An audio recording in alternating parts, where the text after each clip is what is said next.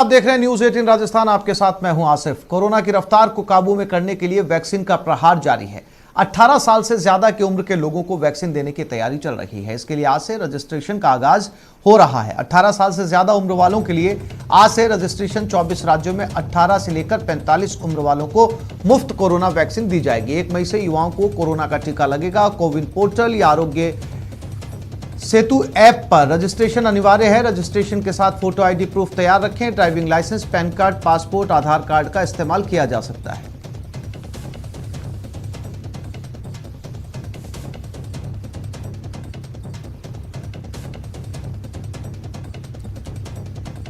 आइए अब आपको बताते हैं कि क्या है इसके लिए प्रक्रिया, कैसे करा सकते हैं रजिस्ट्रेशन और क्या कुछ है इसकी पूरी प्रक्रिया। सबसे पहले www.cowin.gov.in पर जाकर मोबाइल नंबर से लॉगिन करना होगा। इसके बाद गेट ओटीपी पर क्लिक करना होगा। ओटीपी डालने के बाद वैक्सीन के लिए रजिस्ट्रेशन करवाएं। रजिस्टर होने के बाद अकाउंट पेज के शेड्यूल अपॉइंटमेंट पर जाएं। शेड्यूल अपॉइंटमेंट में वैक्सीन के लिए अपॉइंटमेंट तय करें। रजिस्ट्रेशन आरोग्य सेतु ऐप पर भी करवाया जा सकता है। आरोग्य सेतु ऐप पर मोबाइल नंबर से रजिस्ट्रेशन करवा सकते हैं। रजिस्ट्रेशन के बाद ओटीपी से इसे कंफर्म करें।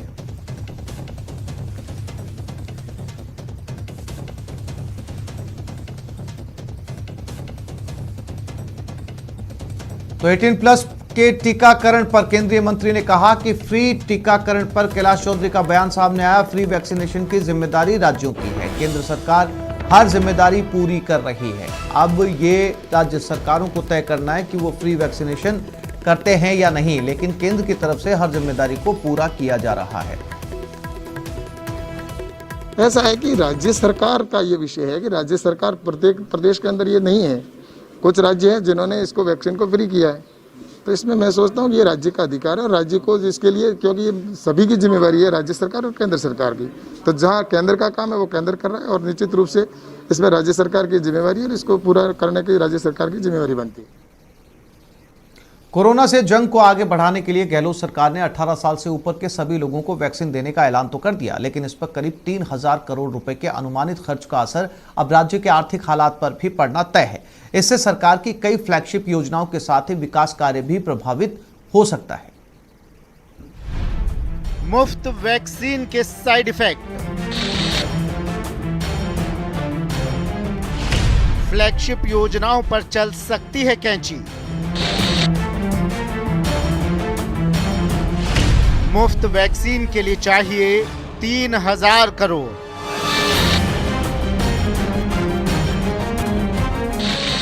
कोरोना से जंग में आर्थिक प्रहार झेल रही राजस्थान सरकार के लिए मुफ्त वैक्सीन के इंतजाम से एक और बड़ा झटका लगा है। 18 साल से ज्यादा उम्र के लोगों के लिए गहलोत सरकार ने मुफ्त वैक्सीन का ऐलान किया है। हालांकि मुफ्त वैक्सीन की कीमत मरुधरा को विकास कार्यों में कटौती से चुकानी पड़ेगी, क्योंकि सरकार को इसके लिए 3000 करोड़ की जरूरत होगी। सड़क मार्गों की रिपेयरिंग प्रभावित हो सकती है, जिससे 1900 करोड़ का इंतजाम होगा। प्रदेश के 64 उपखंडों में औद्योगिक क्षेत्रों की स्थापना सरकार फिलहाल टाल सकती है। 700 करोड़ रुपए के जयपुर शहर सौंदर्यीकरण योजना पर भी गाज गिर सकती है। 27 राजमार्गों के विकास कार्य विलंब से शुरू हो सकते हैं। बांधों और नदियों के पुनर्निर्माण से जुड़े कार्यों को सरकार रोक सकती है। 1 दर्जन फ्लैगशिप योजनाओं के बजट में कटौती संभव।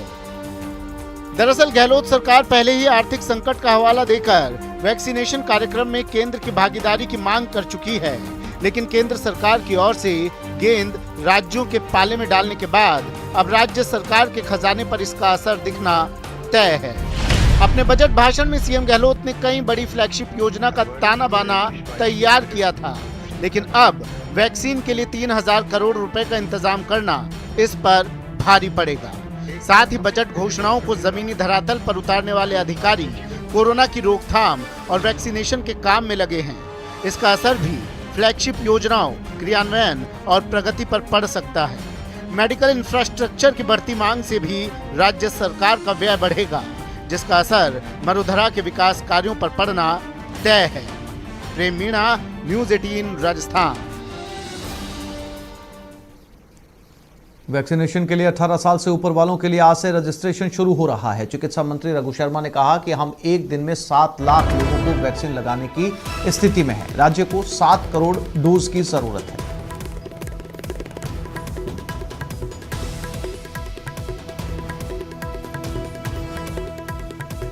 तो राज्य सरकार के मुताबिक एक दिन में 18+ वालों को 7 लाख वैक्सीन दी जा सकती है और इस हिसाब से 18+ को देखा जाए तो 7 करोड़ डोज की जरूरत है राजस्थान में।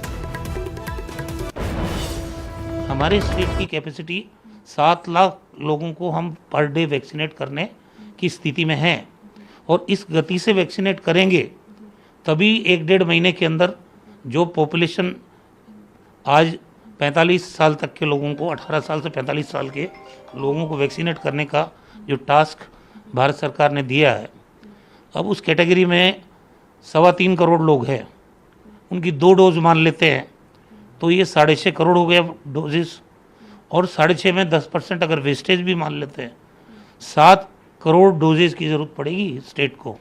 तो सीरम इंस्टीट्यूट से हमारे अधिकारियों ने बात की तो उन लोगों ने कहा कि साहब हमने 3 करोड़ 75 लाख डोज बुक की है। तो जवाब ये मिला था कि भाई 15 मई तक तो हम जो हमारे पास भारत सरकार से पहले से ऑर्डर मिले हुए हैं उनकी आपूर्ति नहीं कर पाएंगे तो आपको कहाँ से देंगे। तो परिस्थिति इस तरह की है, 2 ही कंपनियां वैक्सीन बना रही है, एक सीरम इंस्टीट्यूट है जो कोविशील्ड बना रही है और भारत बायोटेक है जो कोवैक्सीन बना रही है। एक इशू कीमतों का भी आ रहा है, भारत सरकार को ये कंपनियां 150 रुपये में दे रही है सीरम, 400 में स्टेट गवर्नमेंट को और 600 में प्राइवेट, और कोवैक्सीन वाले जो भारत बायोटेक वाले हैं वो 150 में भारत सरकार को, 600 में राज्य सरकार को और 1200 में प्राइवेट। तो अभी कोर्ट ने भी संज्ञान लिया है। तो ये रेट्स का भी कन्फ्यूज़न है कि भाई एक कंट्री में एक ही प्रकार की रेट होनी चाहिए, तो वो इशू अलग है, चलो उसकी बात नहीं कर रहे हम। लेकिन हमने 3 करोड़ 75 लाख डोज वैक्सीन की बुक की और हमें जवाब ये मिला।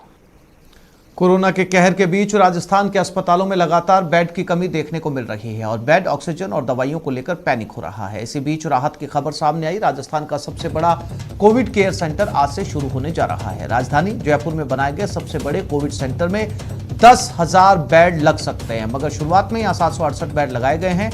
वहीं 50 बेड्स पर ऑक्सीजन का भी इंतजाम किया गया है। इस कोविड सेंटर के शुरू होने पर काफी हद तक राजधानी में अस्पताल में बेड, इलाज और ऑक्सीजन की हाहाकार शांत हो सकती है। वहीं देर शाम तैयारी के तौर पर मौके पर पहुंचे 50 मरीजों को ओपीडी में देखा गया। जेडीए की ओर से अपील की गई है कि कोविड मरीज और उनके परिजन हेल्प डेस्क पर कॉल कर पूरी कंफर्मेशन के बाद ही सेंटर पर जाना सुनिश्चित करें। वहीं कोविड सेंटर में मरीज के दाखिले से पहले 3 मापदंड तय किए गए हैं, जिनमें पहला RT-PCR पॉजिटिव हो या नेगेटिव, दोनों परिस्थितियों में। दूसरा, ऑक्सीजन लेवल 88 से 93 के बीच हो। तीसरा, HRCT CT स्कोर 13 से कम हो। इन सिम्टम्स पर ही मरीज को यहां भर्ती कर उपचार किया जाएगा। और इसी खबर पर ज्यादा जानकारी के लिए बात करते हैं हमारे संवाददाता लवली वधवा के साथ। लवली, राजस्थान का सबसे बड़ा कोविड केयर सेंटर बनकर तैयार है। बताया जा रहा है कि 1000 बेड लग सकते हैं, लेकिन फिलहाल 768 बेड लगाए गए हैं। जो पैनिक इस समय पूरे स्टेट के अंदर है ऑक्सीजन को लेकर या बेड को लेकर, वो काफी हद तक कम हो सकता है, कम से कम जयपुर में।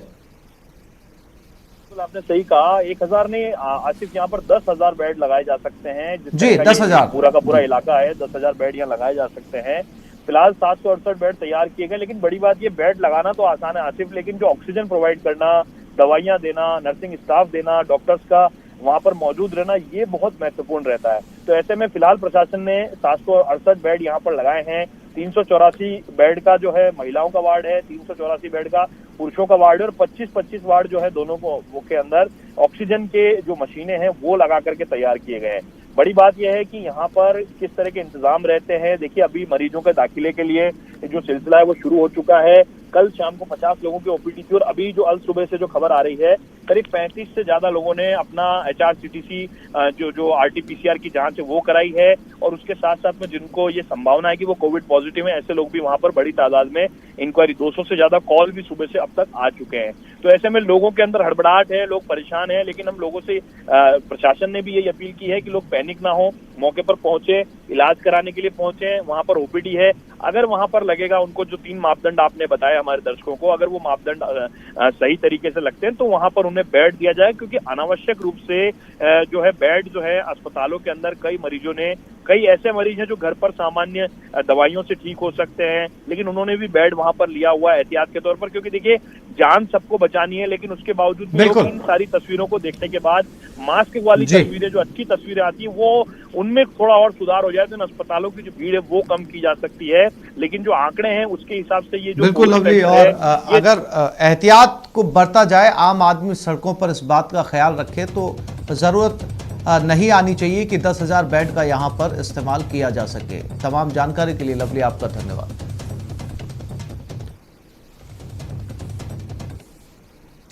कोविड-19 और जन अनुशासन पखवाड़े को लेकर मुख्यमंत्री निवास पर अहम बैठक हुई। बैठक में मुख्यमंत्री अशोक गहलोत ने निर्देश दिए कि संक्रमण का प्रसार रोकने के लिए पुलिस प्रशासन और अधिक सख्ती करे। उन्होंने कहा कि जन अनुशासन पखवाड़े की गाइडलाइन की पालना पूरी सख्ती के साथ करवाई जाए और कहीं भी उल्लंघन पाया जाए तो नियमों के अनुरूप सख्त कार्रवाई हो। शहरों के साथ साथ ग्रामीण क्षेत्रों में भी कोविड प्रोटोकॉल की पालना करवाने के सीएम ने निर्देश दिए। गहलोत ने कहा कि कोविड के कारण मौतों की संख्या में वृद्धि बेहद चिंता का विषय है। वहीं गहलोत ने प्रदेशवासियों से अपील भी की और कहा कि तेजी से बढ़ते संक्रमण को रोकने के लिए जन सहयोग बहुत जरूरी है। सभी प्रोटोकॉल की पालना कर जिम्मेदार नागरिक की भूमिका निभाएं।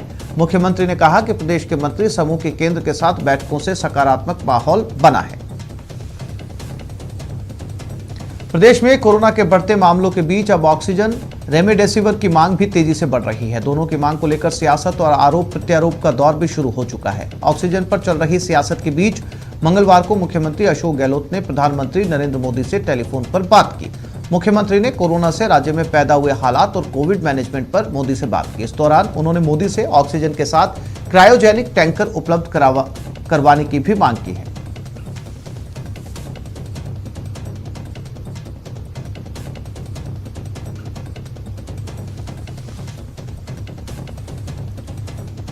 और जयपुर से इस वक्त एक बड़ी खबर मिल रही है। ऑक्सीजन, रेमडेसिविर इंजेक्शन आवंटन मामले में हाईकोर्ट ने केंद्र और राज्य सरकार से जवाब मांगा है। अधिवक्ता पीसी भंडारी के पत्र पर की याचिका पर यह जवाब मांगा गया। याचिका में कहा गया था कि केंद्र सरकार ऑक्सीजन और इंजेक्शन के आवंटन में भेदभाव कर रही है। जिन राज्यों में प्रदेश से कम कोरोना पॉजिटिव हैं उन्हें ज्यादा आवंटन किया जा रहा है। अदालत मामले में हस्तक्षेप करके सही आवंटन करवाए।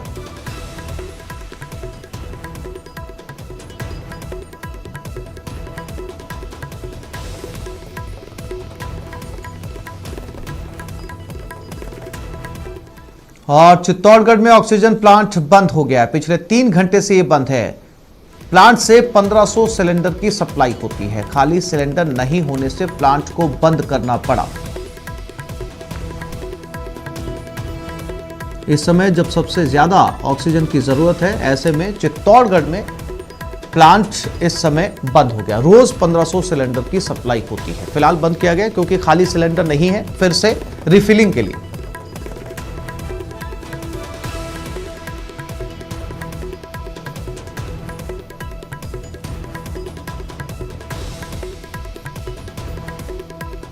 तो चित्तौड़गढ़ में एक ऑक्सीजन प्लांट को इसलिए बंद करना पड़ा, हालांकि ज़्यादा समय नहीं बीता, सिर्फ 3 घंटे पहले इसे बंद किया गया है। यहाँ पर ऑक्सीजन की रिफिलिंग होती है। चूंकि सिलेंडर ही नहीं है रिफिलिंग के लिए, लिहाजा सभी सिलेंडर अलग अलग हॉस्पिटल्स में इस समय इस्तेमाल के लिए जाए जा चुके हैं। 1500 सिलेंडर की डेली रिफिलिंग यहाँ पर की जाती है ऑक्सीजन की।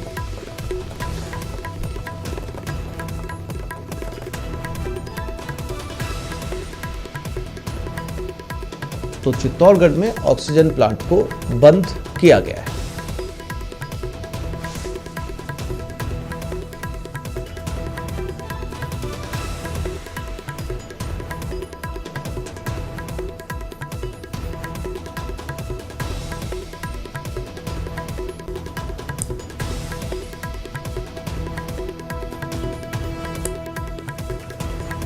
पिछले 3 घंटे से चित्तौड़गढ़ में ऑक्सीजन का ये प्लांट बंद है। 1500 सिलेंडर की डेली कैपेसिटी इस प्लांट की है, लेकिन पिछले 3 घंटे से इसे इसलिए बंद कर दिया गया क्योंकि कोई खाली सिलेंडर नहीं है यहां पर दोबारा से भरने के लिए।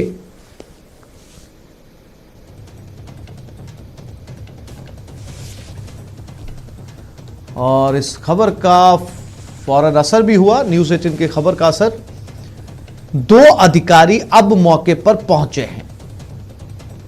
उपखंड अधिकारी और कलेक्टर भी मौके पर पहुंचे हैं। न्यूज़ 18 की खबर का असर। उपखंड अधिकारी और कलेक्टर मौके पर पहुंचे।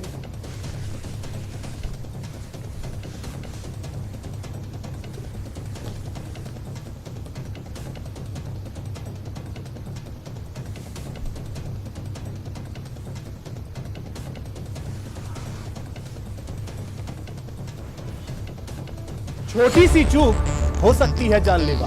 टीका है आया पर नहीं है कोई दवा। 2 गज की दूरी, मास्क है जरूरी। सावधान रहें, सुरक्षित रहें।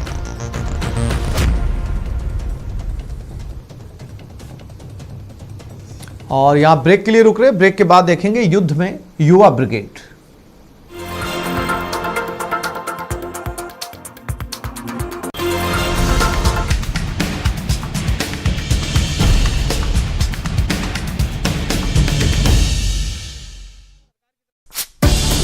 इंडिया पर भैया राम राम नमस्कार। बाहर ना जाना, कुछ बता रहे हैं, कुछ चेता रहे हैं। आपने लॉकडाउन के दौरान देखा कि हम क्या कर रहे हैं। कोरोना काल में लोग एक दूसरे को समझा रहे हैं। बड़े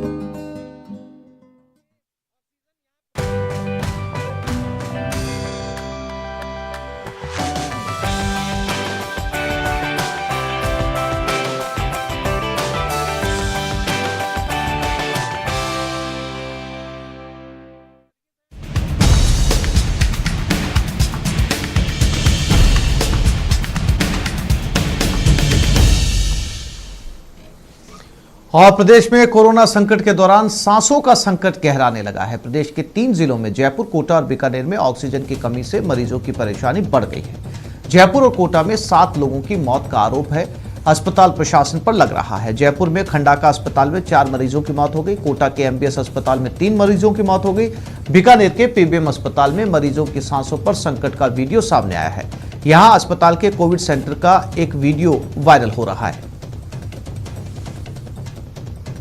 जयपुर के कालवाड़ से ये खबर है कि ऑक्सीजन की कमी से 4 मरीजों की मौत हो गई। 3 मरीजों की हालत अभी भी गंभीर है। खंडाका अस्पताल में मरीजों की मौत हुई है। ऑक्सीजन की कमी से मौत का आरोप लगाया। परिजनों ने हॉस्पिटल के बाहर हंगामा किया। अस्पताल प्रशासन पर लापरवाही का आरोप लगाया। अस्पताल का पूरा स्टाफ मौके से नदारद हो चुका है। तो आपके स्टाफ का एक बंदा यहाँ मौजूद है। इसलिए भैया मेरे पेशेंट को इन्होंने सीपीआर दिया है। भैया इन्होंने दिया है। इधर आराम से ऊपर चढ़ के फोटो खींच। मुझे फोटो से डर नहीं लगता, लेकिन इस फोटो से होगा क्या? और कोटा में भी ऑक्सीजन की किल्लत हुई। एमबीएस अस्पताल में ऑक्सीजन की कमी पर परिजनों ने आरोप लगाया लापरवाही का। देर रात सीसीयू वार्ड में ऑक्सीजन की कमी हुई। अस्पताल प्रशासन ने आरोपों को निराधार बताया है। आप सभी इस चीज़ को समझते हैं कि जो पेशेंट कोविड में वेंटिलेटर पर रहता है वो कितना गंभीर है। ऐसी स्थिति में किसी भी व्यक्ति के प्राण बचाना तो ऊपर वाले के हाथ में होता है। हम तो सिर्फ प्रयास ही कर सकते हैं और भरसक प्रयास किया। बीकानेर के पीबीएम अस्पताल में ऑक्सीजन की कमी से किस तरह मरीजों की सांसें उखड़ने लगी, उसका वीडियो भी वायरल हुआ। तस्वीरों में देख सकते हैं किस तरह मरीज बेहाल हैं। परिजन मरीजों को बचाने की बहुत कोशिश करते हुए नजर आ रहे हैं। बताया जा रहा है कि ऑक्सीजन की कमी से कुछ मौतें भी हुई है। हालांकि न्यूज़ 18 वायरल वीडियो और ऑक्सीजन की कमी से मौत की खबर की पुष्टि नहीं करता। बाकी लोग उधर मरने के लिए छोड़े हुए हैं। कोई किसी को कुछ नहीं देख रहा है, कोई कुछ नहीं कर पा रहा है। महामारी के खिलाफ जंग में छात्र संगठनों ने जिम्मेदारी संभाल ली है। जागरूकता और जरूरतमंदों की मदद में जुट गए हैं। देखिए युद्ध में युवा ब्रिगेड का मोर्चा। कोरोना के खिलाफ छात्र संगठनों की जंग। युद्ध में युवा ब्रिगेड। जी हां, कोरोना के खिलाफ युद्ध में युवा ब्रिगेड ने मोर्चा संभाल लिया। अखिल भारतीय विद्यार्थी परिषद की ओर से गंभीर मरीजों की जिंदगी बचाने के लिए प्लाज्मा डोनेशन की मुहिम शुरू कर दी गई, जिसके तहत संगठन के जो कार्यकर्ता कोरोना से रिकवर हुए हैं, वे अस्पतालों में मरीजों को प्लाज्मा डोनेट करना भी शुरू कर चुके हैं। साथ ही एबीवीपी की ओर से हेल्पलाइन नंबर जारी कर मदद की जा रही है। जरूरतमंदों को भोजन बांटने का काम भी किया जा रहा है। इस कोरोना की महामारी में पूरा विश्व जूझ रहा है, लेकिन राजस्थान के जयपुर में भी बहुत ज़्यादा आज की संख्या में लगभग 3500 पेशेंट आज आए हैं।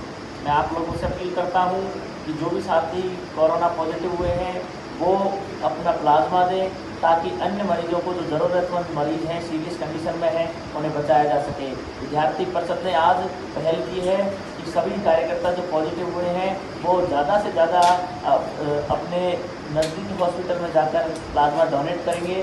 साथ ही जन जागरूकता के माध्यम से हम लोग ज़्यादा से ज़्यादा लोगों को अपील करते हुए आप साथियों से अपील है कि आप किसी ज़रूरतमंद के काम आइए, और कोरोना को हराने का एक ही रास्ता है कि प्लाज्मा को आप डोनेट करें।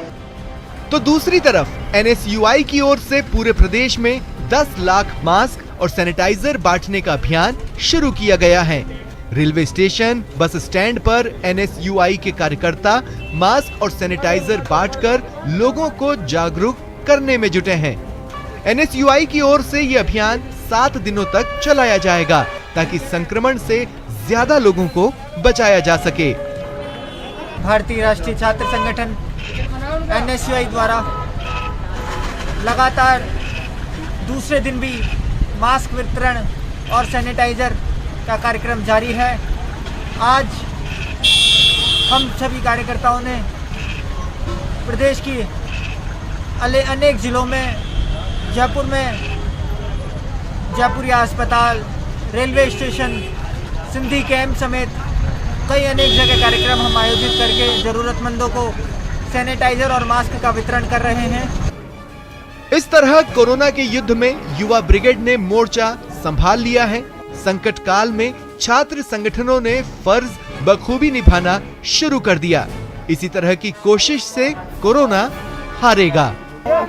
न्यूज़ 18 राजस्थान के लिए जयपुर से महेश दाधीच की रिपोर्ट। अब बात कोरोना की जंग में रेलवे के योगदान की। कोचिंग सिटी कोटा में कोरोना मरीजों की बढ़ती संख्या को देखते हुए रेलवे आइसोलेशन कोच पर तेजी से काम कर रहा है। इन कोच में होम आइसोलेशन वाली सुविधा के साथ मेडिकल स्टाफ और ऑक्सीजन सिलेंडरों की भी सुविधा होगी। देखिए रेलवे की तैयारी की ये रिपोर्ट। कोरोना की मार, रेलवे है तैयार।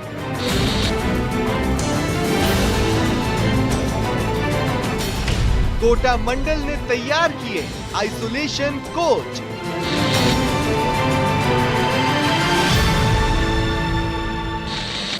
कोरोना की दूसरी लहर से जब शहर शहर बेजार हो रहे हैं, अस्पताल मरीजों की भीड़ को संभालने की नाकाम कोशिश कर रहे हैं, तभी रेलवे अपनी यूनिक सर्विस के साथ सामने आया है। कोचिंग सिटी कोटा में बदतर हो रहे हालात को संभालने के लिए भी रेलवे ने कोच को आइसोलेशन वार्ड में तब्दील किया है। इसके लिए कोच में कुछ बदलाव भी किया गया है। इस बार हमने सभी कोचों के बाहर मच्छरदानी लगाई, क्योंकि मच्छर बहुत ज़्यादा हैं, तो मच्छरदानी लगाई गई है पूरे कोचों में। साथ ही साथ टेम्परेचर को कम करने के लिए ऊपर हमने बोरियों की वो टाट डाले हैं सिल करके, और उनको पूरी तरह सिक्योर किया है, और उसमें पाइपलाइन डाली है पानी की, जिससे वो पानी ड्रिपिंग होता रहेगा और वो बोरी गीली होती रहेगी, जिससे टेम्परेचर ज़्यादा नहीं होगा। और इस बार सबसे बड़ी बात यह है कि टेम्परेचर ज़्यादा होने की वजह से इलेक्ट्रिकल डिपार्टमेंट ने प्रति कोच लगभग 6 कूलर लगाएंगे। वो पेशेंट जैसे जैसे आएंगे उनके लिए सुविधा देते चलेंगे। कोटा रेलवे स्टेशन पर 24 आइसोलेशन कोच तैयार किए गए हैं। प्रत्येक आइसोलेशन कोच में 8 मरीजों के रुकने की व्यवस्था है। आइसोलेशन कोच में स्टाफ के साथ ऑक्सीजन की व्यवस्था रहेगी। आइसोलेशन वार्ड में कूलर का इंतजाम भी किया गया है। जरूरी पड़ने पर मरीज को अस्पताल भेजने की भी व्यवस्था होगी। इसमें कोविड के एक्चुअली ये आइसोलेशन कोच हैं, जिनमें मतलब जैसे जिनको आइसोलेट करने की जरूरत हो उन्हीं लोगों को रखा जाएगा। और ट्रीटमेंट यदि मान लो ऑक्सीजन वगैरह यहाँ उपलब्ध हो जाती है तो वो ऑक्सीजन रिक्वायरमेंट भी आ सकते हैं। ये स्टेट गवर्नमेंट। हालांकि पिछले साल भी रेलवे ने आइसोलेशन कोच की व्यवस्था की थी, लेकिन पिछले साल इसका ज्यादा इस्तेमाल नहीं हो पाया था।